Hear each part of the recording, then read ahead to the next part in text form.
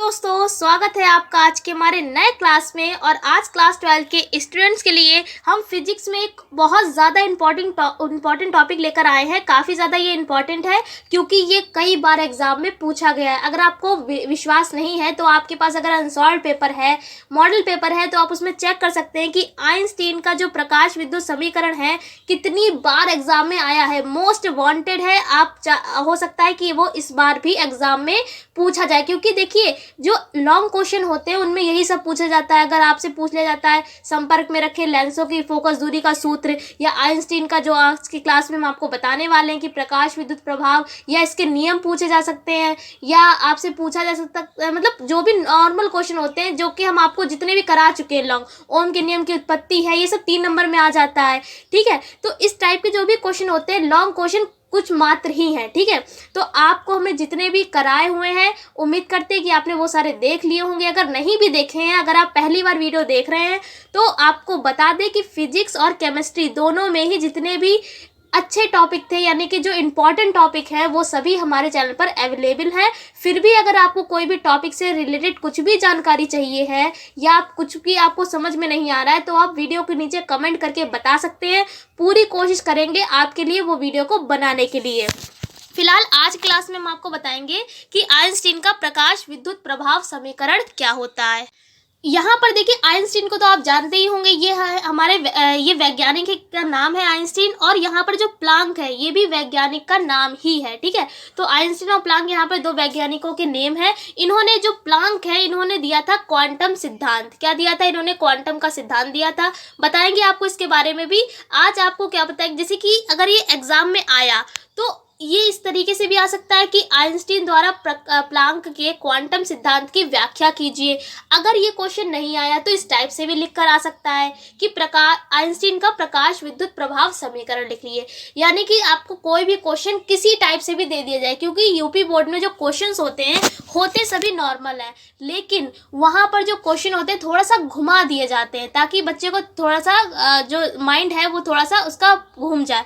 यानी कि कुल मिलाकर कहने का मतलब है होता सब कुछ वही है, बस बच्चे थोड़ा सा प्रेशर लेकर जाते हैं। लेकिन ऐसा आपको नहीं करना है। जो भी क्वेश्चन कह रहा है आप उसको पहले ध्यान से पढ़ लें, उसके बाद ही उसका आंसर लिखें। जैसा कि अगर यहाँ पर ये, और हाँ, यहाँ पर जो आइंस्टीन का प्रकाश विद्युत प्रभाव समीकरण है ये 1 नंबर में भी आता है। 1 नंबर में कैसे आएगा? आपसे केवल इस समीकरण को लिखने के लिए कहेगा। यानी कि जो इस क्लास में हम आपको जो लास्ट में जो प्रूवमेंट आता है वो आपको केवल लिखना होगा। फिर आप क्या करेंगे, वहां पर जहां करके लिख देंगे कि ये चीज भाई ये है और ये चीज ये है। उम्मीद करते हैं कि आपको इतना बात समझ में आ गई होगी।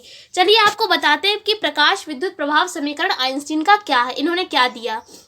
सबसे पहले बहुत ज्यादा आसान तरीके से आपको हम लिखवाएंगे। सबसे पहले यहाँ पर लिखा हुआ है कि सन 1900 में प्लांक ने एक क्रांतिकारी विचार प्रस्तुत किया। आप देखिए क्या विचार प्रस्तुत किया। जैसा हम आपको बता रहे थे कि जो वैज्ञानिक प्लांक थे इन्होंने क्वांटम का सिद्धांत दिया था। ये भी आपको देखिए इसी में पता आपको चल जाएगा। इन्होंने क्या कहा कि जो पृथ्वी पर सूर्य का जो प्रकाश है, आपने देखा होगा जो हमारे जो जहाँ पर हम रहते हैं पृथ्वी, यहाँ पर सूर्य का जो प्रकाश है वो आता कैसे है, तो आपको बता दें अगर नहीं पता है तो वो पैकेटों के रूप में आता है। पैकेट आप कह सकते हैं या बंडल कह सकते हैं। तो प्रकाश के जो प्रकाश है वो हमारे पृथ्वी पर कैसे आता है? बंडलों या पैकेटों के रूप में आता है। इन बंडलों या पैकेटों को हम क्या कहते हैं? फोटोन कहते हैं, या कह सकते हैं क्वांटा। क्या कहते हैं? फोटोन या क्वांटा कहते हैं। ठीक है, तो इन्होंने फिर एक समीकरण दिया E बराबर एच न्यू। क्या दिया? E बराबर एच न्यू दिया। किसने दिया? प्लांक ने दिया। किसने दिया? प्लांक ने दिया। इसलिए इस समीकरण को हमने क्या कह दिया? प्लांक का क्वांटम सिद्धांत कह दिया। देखिए कितनी ज्यादा आसान लैंग्वेज में हम आपको बता रहे हैं। रटने की कोई आवश्यकता नहीं है, केवल आपको कॉन्सेप्ट समझना है। सबसे पहले हमने आपको क्या बताया कि सन 1900 में प्लांक ने क्वांटम सिद्धांत दिया, या आप कह सकते हैं क्रांतिकारी विचार प्रस्तुत किया। क्या किया कि जो पृथ्वी है उस पर जो सूर्य का प्रकाश है वो कैसे आता है? पैकेटों के रूप में या बंडलों के रूप में आता है। और इन बंडलों या पैकेटों को हम क्या कहते हैं? फोटोन या हम क्वांटा कहते हैं। ठीक है, फिर उन्होंने एक समीकरण दे दिया E बराबर एच न्यू। क्या दिया? E बराबर एच न्यू। इस समीकरण को ही हम क्या कहते हैं? प्लांक का क्वांटम सिद्धांत कहते हैं। जैसा हमने आपको बताया है एड इट इज, ऐसा ही थ्योरी में भी लिखा हुआ है। ये देखिए क्या लिखा है कि जिसके अनुसार पृथ्वी पर सूर्य का प्रकाश लगातार ना आकर ऊर्जा के छोटे छोटे पैकेटों या बंडलों के रूप में आता है। इन बंडलों को हम क्या कहते हैं? फोटोन या क्वांटा कहते हैं। उसके बाद लिख दिया कि एक फोटोन की ऊर्जा कितनी होती है? H new. यहाँ से देखिए एक क्वेश्चन आपका बन रहा है, अगर ऑब्जेक्टिव में देखिए इस तरीके से आ सकता है कि एक फोटोन की ऊर्जा कितनी होती है। आपको 4 ऑप्शन दे दिए गए हैं और आपको उसमें टिक करना होगा, एच न्यू होती है। देखिए आपकी जो थ्योरी है उसी से ही क्वेश्चन बनकर आते हैं। अगर आप डीपली पढ़ेंगे किसी भी चीज़ को तो उसमें कई सारे क्वेश्चंस निकलेंगे, इसलिए आपको डीपली पढ़ना है ताकि आपके ऑब्जेक्टिव हैं या 1 नंबर के जो क्वेश्चन है वो भी आपके करेक्ट हों। ठीक है, तो फिर हमने देखिए उसके बाद लिख दिया है E बराबर एच न्यू। फिर हमने देखिए ये इस लाइन को याद रखने के लिए आप लिख सकते हैं कि अतः इस सिद्धांत को हम क्या कहते हैं? प्लांक का क्वांटम सिद्धांत कहते हैं। अब इसके बाद बात आती है आइंस्टीन की। तो आइंस्टीन ने देखिए क्या किया। अब यहाँ पर हमने आपको क्या बताया, प्लांक ने क्वांटम सिद्धांत कब दिया? अभी हमने आपको बताया था सन 1900 में दिया। कब दिया? सन 1900 में। अब उसके 5 साल बाद का मतलब 1905 में आइंस्टीन ने क्या कहा कि इसी जो इन्होंने सिद्धांत दिया क्वांटम सिद्धांत, इसी के आधार पर इन्होंने ये ज्ञात किया कि जब कोई फोटोन के बारे में भी हमने आपको बताया क्या होता है, जो भी प्रकाश जो है जब पृथ्वी पर आता है तो फोटोन तो किसमें? बंडलों के रूप में आता है। इन बंडलों को हम क्या कहते हैं? फोटोन कहते हैं। उम्मीद करते हैं कि आपको अच्छे से समझा पा रहे होंगे। ठीक है, फिर उसके बाद देखिए जो फोटोन है जब कोई धातु की सतह पर गिरता है, धातु का मतलब कोई भी धातु हो सकती है, मान लिया ये धातु है कोई, ये सूर्य का प्रकाश इस सतह पर गिरा, सतह का मतलब जो सरफेस है इस पर गिरा, फिर क्या हुआ? धातु की सतह पर गिरता है तो वह अपनी ऊर्जा इलेक्ट्रॉन को दे देता है। अब देखिए जब ये प्रकाश इस धातु की सतह पर गिरेगा तो ऑब्वियसली इस धातु की सतह से क्या होगी? ऊर्जा मुक्त होगी। ऊर्जा जब मुक्त होगी तो वो किसे दे दे रहा है? वो इलेक्ट्रॉन को अपनी ऊर्जा दे दे रहा है। किसको दे दे रहा है? इलेक्ट्रॉन को।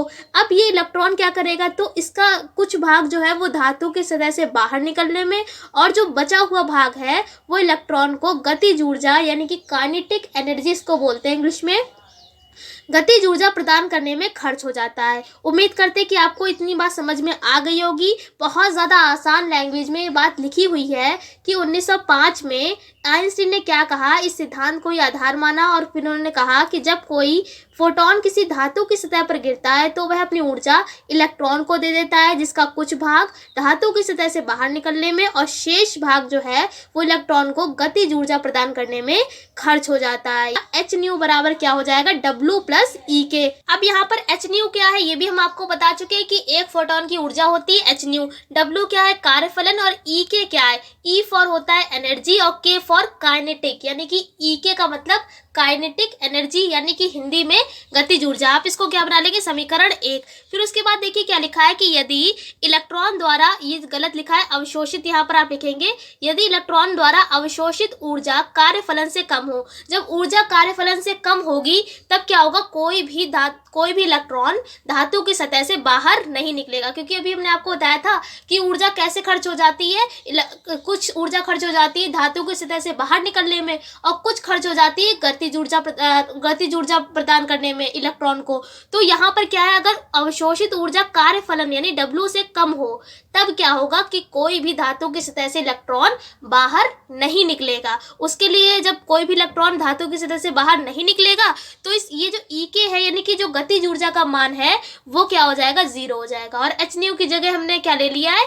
एच न्यू 0 ले लिया है। ठीक है, अब क्या करेंगे? यहाँ पर आपका आ गया है W बराबर एच न्यू 0। ये है समीकरण 2, ये है समीकरण 1। अब यहाँ से आप क्या करेंगे? ये जो W का मान आपको मिला है न्यू 0, ये आप यहाँ पर रख देंगे तो देखिए क्या हो जाएगा? एच न्यू देखिए जैसा है वो वैसे ही रहा और W की जगह पे एच न्यू 0 रख दिया है, साथ में प्लस ई के जैसा था उसको भी वैसा ही रहने दिया। अब क्या करेंगे? देखिए यहाँ से जो एच न्यू 0 है उसको हमने इधर पहुंचा दिया, ई के को हमने फ्री कर लिया, यानी ई के एक तरफ है और एच न्यू 0 को हमने एक साइड कर लिया है। तो क्या हो गया है? ई के बराबर आ जाएगा आपका H new minus H new 0। उसके बाद देखिए नेक्स्ट लाइन में हमने क्या किया है? H को कॉमन कर लिया है और साथ में क्या बचेगा अंदर? न्यू माइनस न्यू जीरो बचा है। अब भाई हमने बराबर में हाफ mv² मैक्स क्यों लिख दिया है? देखिए मैक्स का मतलब यहाँ पर शॉर्ट में लिखा हुआ है मैक्सिमम। मैक्सिमम का मतलब होता है अधिकतम। क्या होता है? अधिकतम। आपको ये बात पता होना चाहिए, ठीक है। और लिखा है ईके की जगह पर हाफ mv²। इसका मतलब है ये जो गतिज ऊर्जा, हमने आपको बताया ईके को क्या कहते हैं? गतिज ऊर्जा। और गतिज ऊर्जा बराबर होता है हाफ mv²। m क्या है? द्रव्यमान। v होती है वेलोसिटी यानी कि वेग, ठीक है। ये फॉर्मूला होता है गतिज ऊर्जा का हाफ mv²। इसलिए हमने ईके की जगह क्या लिख लिया है? Half mv²। अधिकतम मान के लिए यहाँ पर हमने मैक्सिमम यानी कि यहाँ पर शॉर्ट में मैक्स लिख दिया है। तो अंत में ये तो पूरा डेरिवेशन हो गया है। इस समीकरण को ही हम क्या कहते हैं? आइंस्टीन का प्रकाश विद्युत प्रभाव समीकरण कहते हैं। 1 नंबर में आएगा तो आप केवल ये समीकरण लिख देंगे और लिख देंगे जहां पर हाफ mv² मैक्स क्या है? गतिज ऊर्जा है, यानी अधिकतम गतिज ऊर्जा है। h क्या है? प्लांक नियतांक है। न्यू जीरो क्या है? यहाँ पर न्यू जीरो है देहली आवृत्ति, और न्यू क्या है? केवल आवृत्ति है। उम्मीद करते हैं कि पूरा क्लास आपको समझ में आ गया होगा। लास्ट में आप ये वाली लाइन लिख दें कि समीकरण को प्रकाश विद्युत प्रभाव का समीकरण कहते हैं, ठीक है। उम्मीद करते हैं कि पूरी बात आपको अच्छे से समझा पाए होंगे। फिर भी अगर आपको कोई डाउट है या कुछ समझ में नहीं आ रहा है, पहले भी आपसे कह चुके हैं कि आप नीचे कमेंट करके बता सकते हैं। पूरी कोशिश करेंगे कि आपके लिए वीडियो लाने के लिए। फिलहाल आज की क्लास में इतना ही रखते हैं। हम आपसे फिर मिलते हैं एक ऐसी क्लास के साथ। तब तक के लिए जय हिंद, जय भारत।